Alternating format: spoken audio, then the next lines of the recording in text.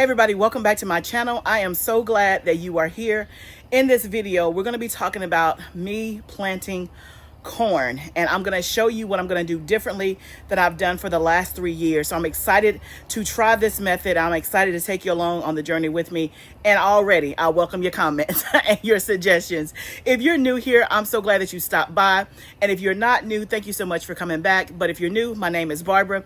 I live in Tennessee in Zone 7B, and it is planting time. So for the last week, we've been planting out, or attempting to plant out, our high tunnel, which is what I'm standing in right now. We have 3 main spaces that we grow in on our homestead. So this right here, the high tunnel, is what we grow in year round, 365, 24/7. So it is always food growing here. We are harvesting food out of here.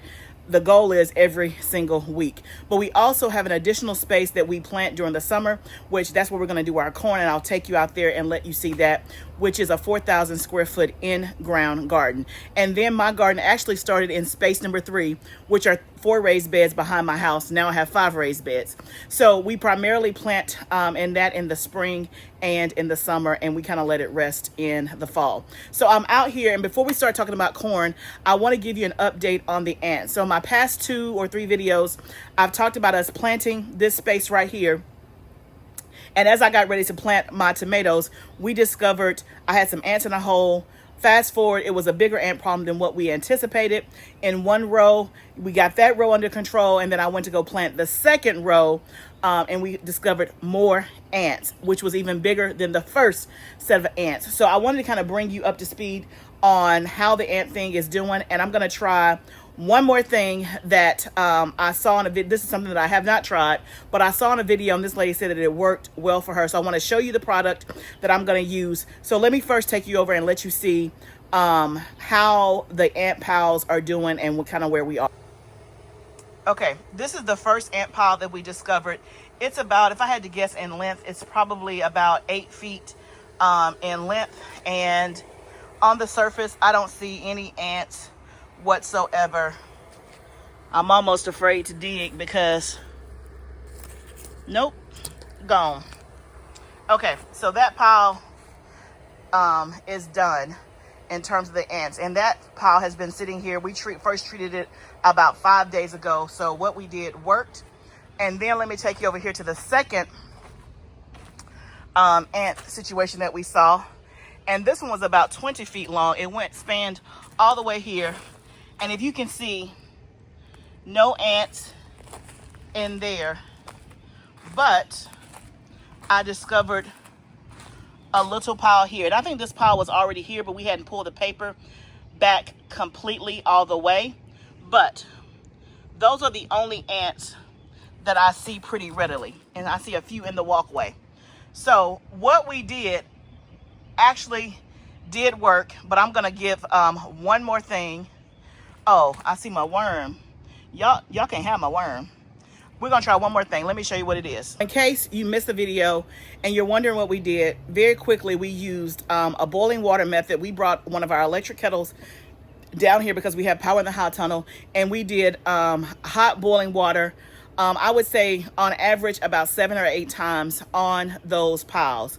And then we followed up with a concoction that I made that was 98% water, but I added in cinnamon, peppermint oil, vinegar or lemon juice, and on one of them I did cayenne pepper.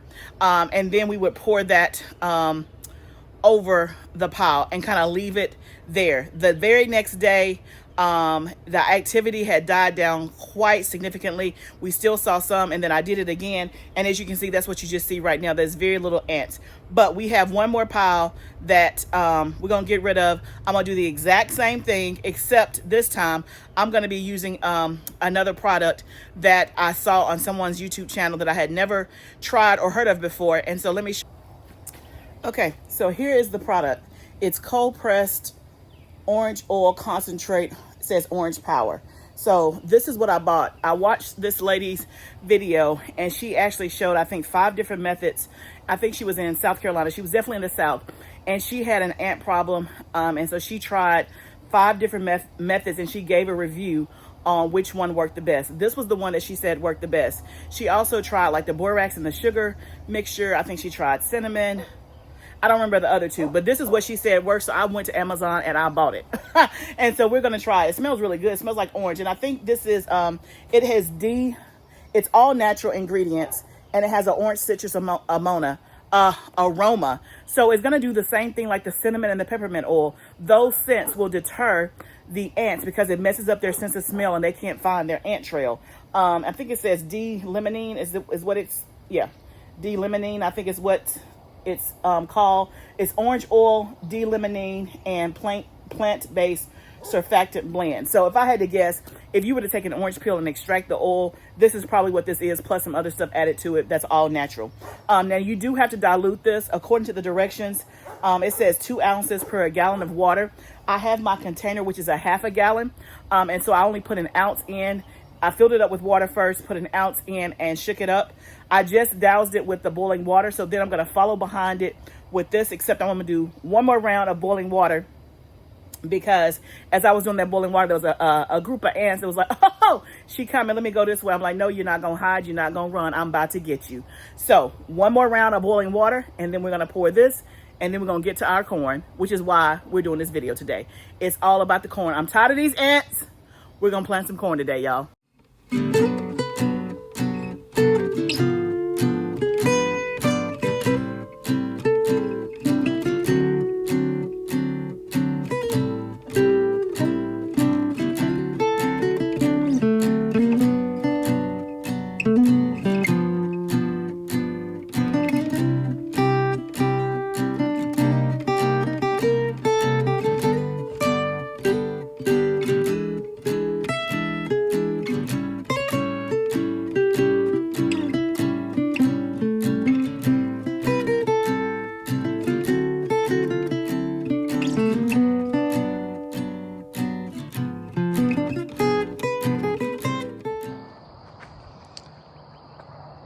Okay, y'all, this is the outside garden. You can see for the most part it is all cleared out in terms of the holes. If you have been here, you saw about a month ago we had weeds growing in every hole, but now it is all cleaned up. The only thing that's left is to get rid of this leftover old brush right here on this trellis, but everything else is good to go and ready to plant. We need to weed eat along the side of the fence, but no judgment there. It's just hard to get in there. And we have the paper up to the fence, except there's one little part, and that one little part creates a whole lot of weeds. But let's talk about what we're gonna do when it comes to planting this corn.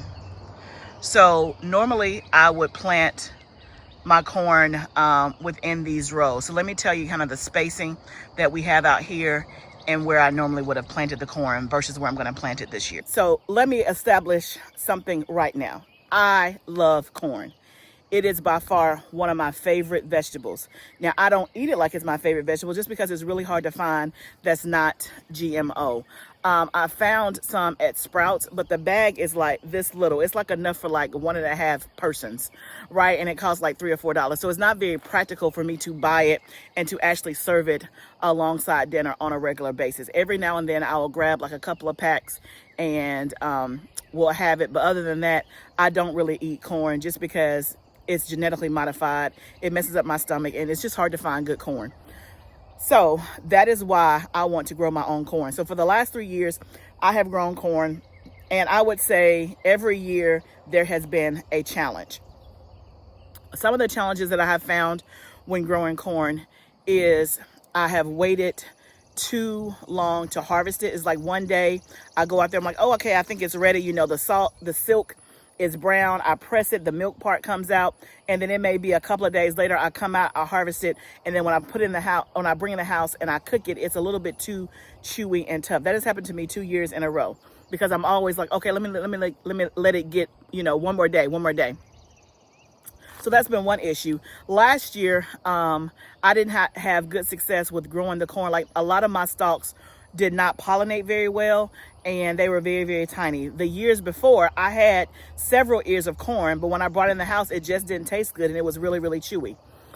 So I keep growing it because I love it.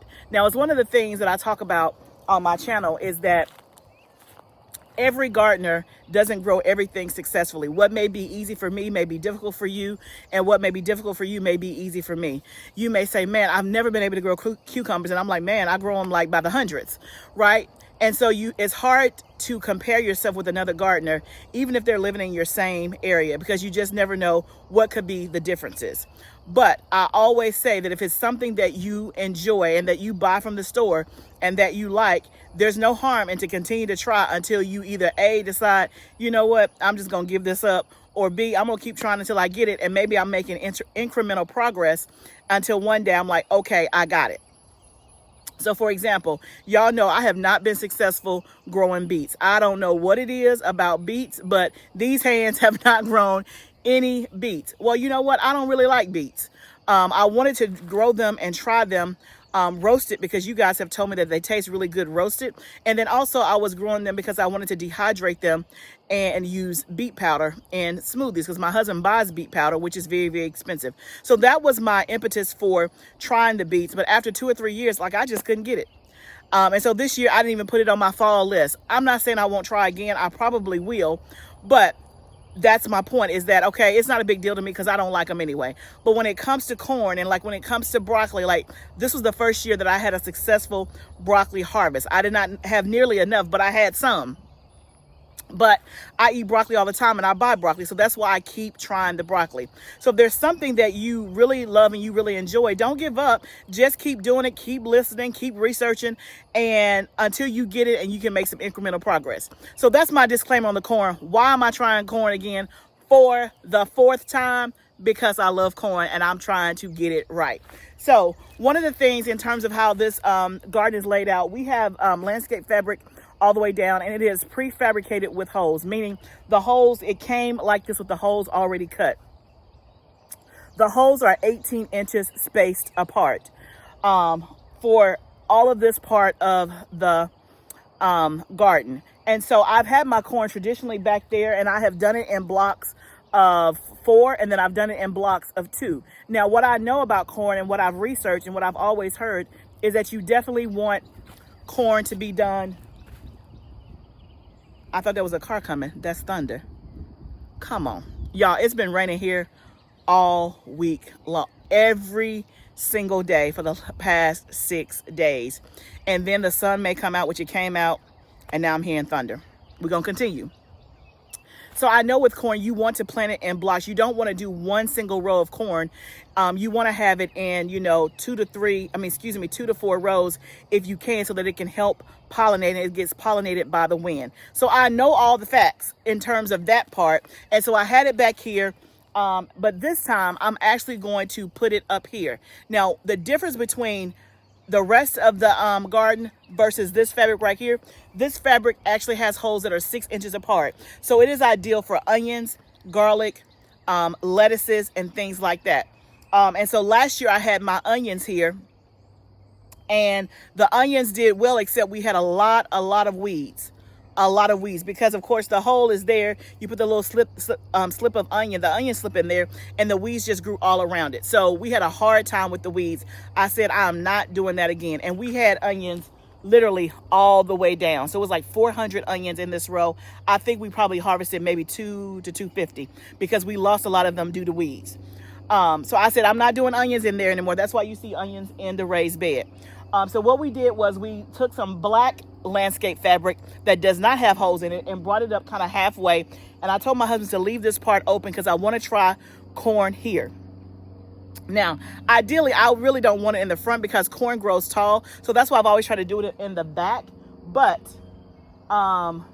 back there was going to be... Oh, back there is where I have like more of a water issue where the water pools up, and we've had issues back there. So I didn't want it back there, and this was the best spot to do it. So we're going to try it. So the other difference that I'm doing this year is that I'm only growing one kind of corn. So all the corn that I started was peaches and cream corn. That's it. When I've done in the past for the last 3 years, I've had multiple varieties of corn, and I didn't know any better. You guys told me last year that you should do only one type of corn because when you do multiple types, it hurts pollination. I didn't know that. So this year we're going to do one type of corn. We're going to do it 6 inches apart instead of 18 inches apart. and we're going to do it in this spacing right here. Now, if you can see this spacing, they're about, it's 6 inches kind of all the way across diagonally and all that. Now, what I was reading is that you want your corn to be in the row 6 to 12 inches. So we got that part because it's 6 inches apart. But it said between the rows, it ideally wants it to be 2 feet apart or 24 inches. Y'all, this is not 24 inches apart. Cannot believe it's raining right now. This is not 24 inches apart. I thought I felt a sprinkle. Anyway, this is not 24 inches apart. And so then I kept reading, kept researching, and they said that you can, well, let me back up. I was thinking about when I drive alongside of the road and I see cornfields, I know that corn is not 2 feet apart. They have it all up on each other. Now, obviously, they're probably spraying it with insecticide and all of that, and maybe that helps with, I don't know why it shouldn't be that close together. I'm assuming maybe for disease, I don't know, but I would think the closer together, the better the pollination. I don't know, but I did read somewhere where you can do a more intensive type of corn planting and 12 inches apart. So what I'm going to do is I'm going to do one row. Of course, within the row, it'll be 6 inches apart. And then I'm going to skip the 2 middle rows and then do the outer row. Let me show you. Okay, so you can kind of see the spacing here. So if I was to go right, so I'm going to do something right here in this hole. I'm going to skip these 2 holes, and then I will do it in kind of the hole on the far left. So the far left and the far right, and between those 2, that's 12 inches. So let me get my corn, and let's see if we can get some in the ground before the rainstorm comes.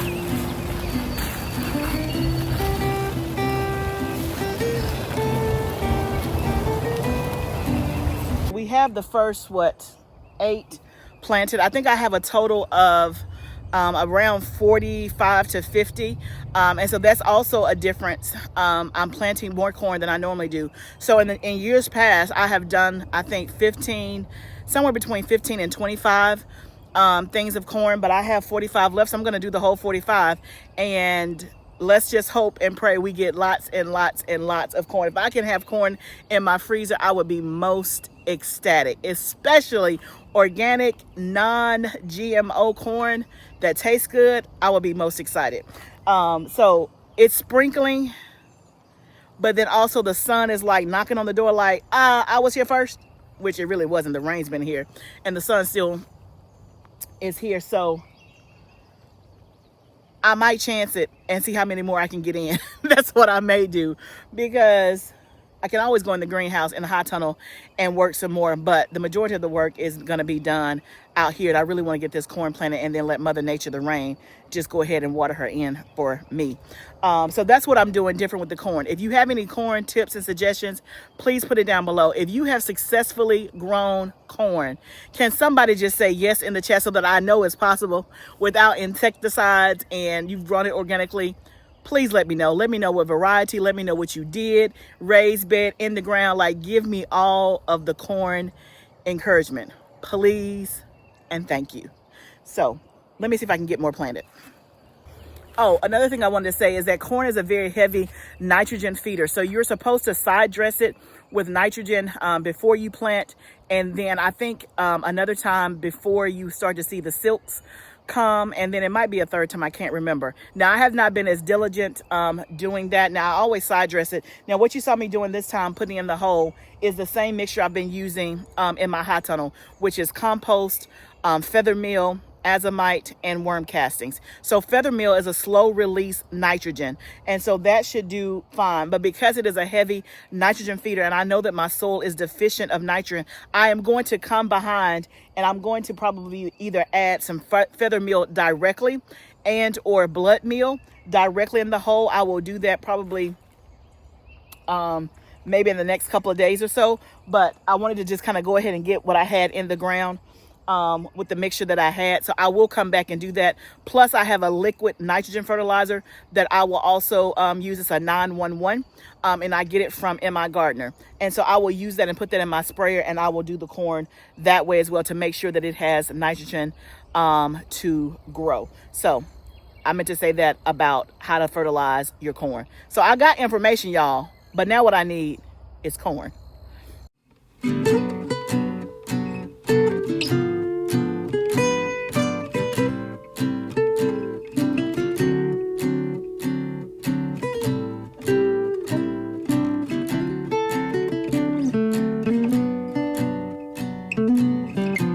Okay, y'all, so I have one side done. I got 3 more on this side until I get to the paper, which that paper is not tacked down, so I can keep going.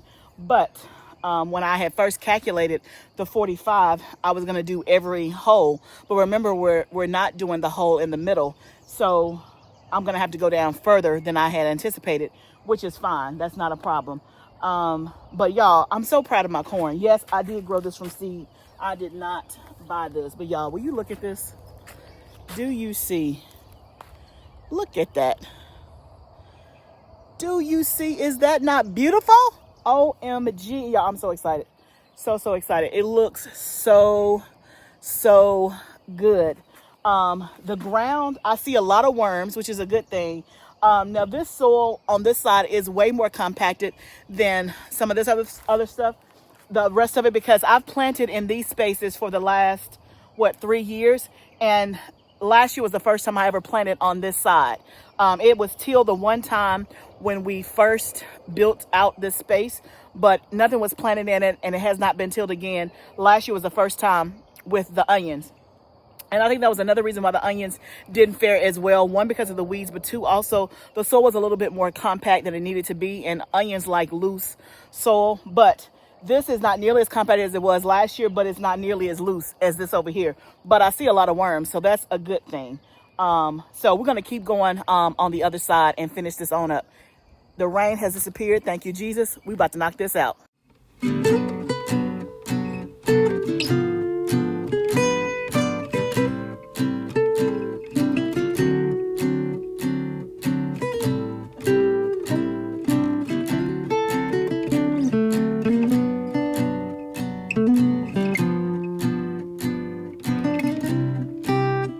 Okay, guys, the rain is relentless. It was pouring down a little bit and then it stopped. It's just sprinkling now. So I'm going to pause it right here, but I have 30 in the ground and I have about 15 to 18 more to put in the ground. So you can see it's all right there. I like this. It's 6 inches, like I said, in the row, and then about probably, if I had to guess, maybe 16 to 18 inches in between the rows. So I'll just keep going down, and then I'll get my husband to kind of fold that paper under and then tack it down so that the rest of this will be uncovered. But I also had a thought. I was thinking, well, I need to look up, but I think green beans you can space 6 to 8 inches apart. I thought about maybe doing my green beans on the other side of this corn. I may do that. I don't know. Let me know what you think. I think that corn, I can't remember the companion plants for corn because I always just usually plant it in a block by itself. But I don't know. We may open up the paper further down and plant some more stuff because we do have the space. So we'll see what happens. I'm going to water this in because right now it's just sprinkling in case it does not come down in a heavy downpour. At least it'll be watered in, and then from there it should be fine. So we'll be having a planting party in the next few days or so. And so I just wanted to go ahead and get this corn out here and kind of do it myself so I can kind of think through versus giving it to somebody to do. I wanted to kind of walk it through, talk it through, and see it with my own eyes. And on planting day, when there's a lot of people here, it's a lot of It's a lot of movement, a lot of chaos, and I'm more directing traffic than I am planting. So if you're wondering what planting day is, we have friends that come out and help us every single year to plant this garden. Like I said, it's 4,000 square feet. It's 8 rows, 100 feet rows. And so it's a lot to plant, especially with my husband and I. But they offered to come, and they've been doing it every year. And so we got some new people coming this year. So it should be a fun time. I will try to record and capture as much as that. But on the next few videos, you'll see that this space will be planted. And y'all, I went in there and checked on the ants. They're crying for mercy. But they're not going to find it. They're going to get up out of here is what they're going to do. I'm excited about what we got planted and done today. So I think this is, I hope and pray that this is going to work. Like I said, if you have comments or suggestions around corn, please put them down below. If you have not subscribed to my channel, please go ahead and hit the subscribe button so that you can see us plant out this entire space and walk with us all summer long throughout the journey as we grow amazing food in abundance. Remember, gardening is a journey. Let's grow together. I'll see you next time, friend.